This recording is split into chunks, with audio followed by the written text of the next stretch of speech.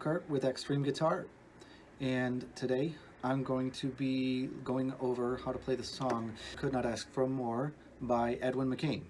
And first off, I am going to be using capo or capo, however way you prefer to pronounce it. It's in standard tuning and I'm putting it on the 3rd fret. So right off the bat, you might have to make some adjustments. Sometimes the tuning is slightly off.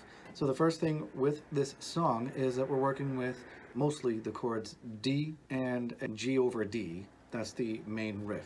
So I'm going to be starting with the D, and I'm going to be doing palm mute. If you're not familiar with that, it's going to sound... I have my palm partially on the strings and partially on the bridge, so I'm allowing some of the chord strings to resonate underneath. I'm not doing it with my hand too far up. It has to be back just a little bit. And I find that happy medium.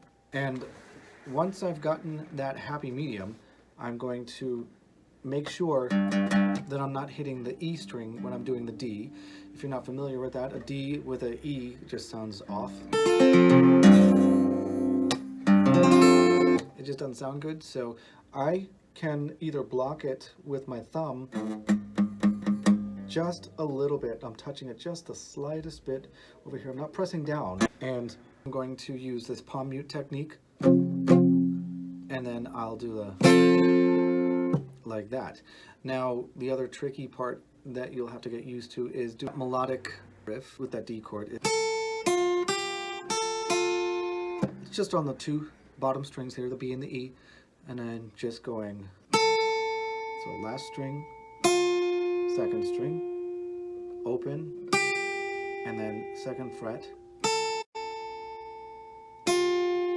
So really it's just your middle finger on the 1st string that's going to be moving, so as far as the fretting goes. So you'll have to get used to doing that with the strumming technique. So we have...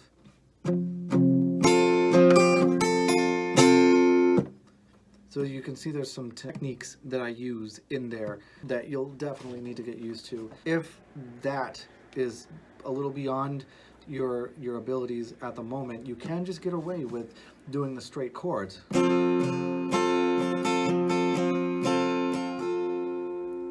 And then from next chord is a D over G. And so going from the D to the G over D, I will actually do a swap of my pointer and middle finger. So my middle finger is going to come down here to the G, and my pointer finger goes where my middle finger had been for the D chord. But now I have nothing on the strings in between. And I allow my middle finger to overlap just a little bit on that A string so that it mutes the A string, and I just have the G root. And if you're not going to be doing the, then you can just do it, or even if palm muting altogether is not your thing right now, then it could just be a...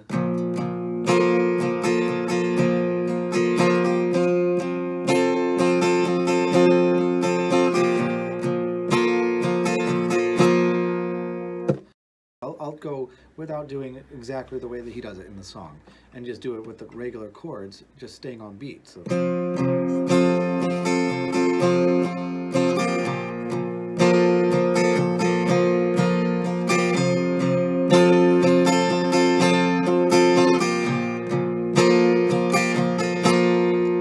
And then from here, he does an F sharp minor 7.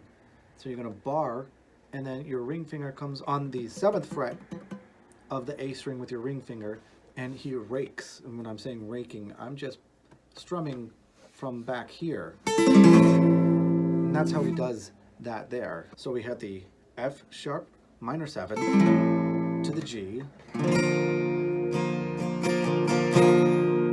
And again, we rake. And when I'm sometimes doing this chord, you might see me lay my middle finger across it because it can be a little difficult holding a bar chord like this on an acoustic guitar. So I assist my pointer finger or with my middle finger to get that full bar nicely without any fret buzz. So we go from F sharp minor 7 to the G.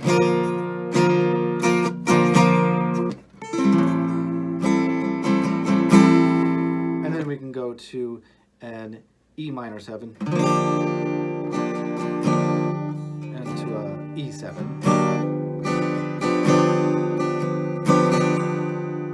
And we go back to the G and to an A7. And from there, it goes right back to the main riff. So we have...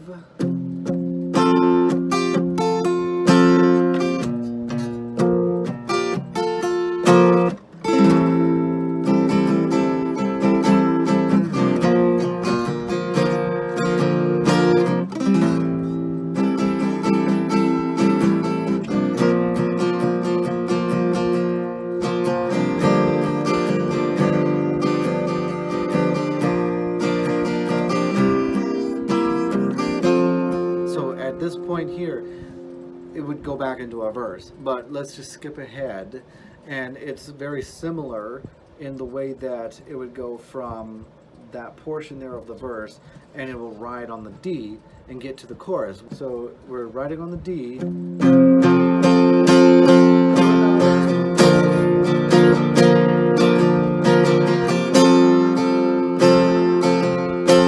a C add 9,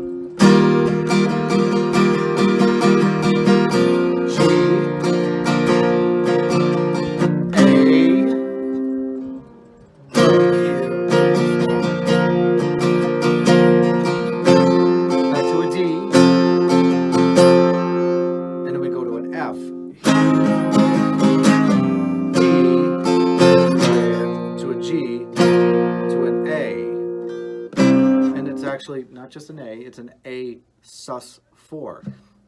Now, if you're not sure what that is, if you were to do a regular A, you would have all three fingers on, no, again, fat fingers. So you got 2nd fret on the B string, 2nd fret on the G string, and 2nd fret on the D string is an A. Now, you could do that, but what he's doing there is an A sus4. So instead of doing all three fingers on the 2nd fret, you could do with your ring finger on the 3rd fret of the B string. So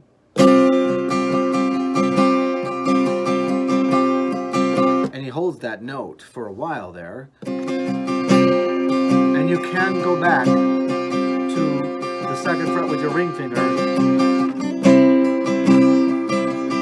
and go back to the main riff of the D.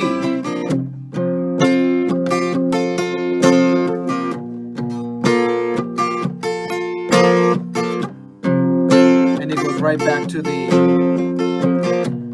point before the chorus with that F sharp minor 7. And it follows everything that we've already gone over. So I realize we've covered a lot, but I've given you all the tools to be able to play this song. You may need to go back and replay portions of the video. It really is not a difficult song to play. You just have to get used to playing each of the chords and listening for the changes and matching up the sounds.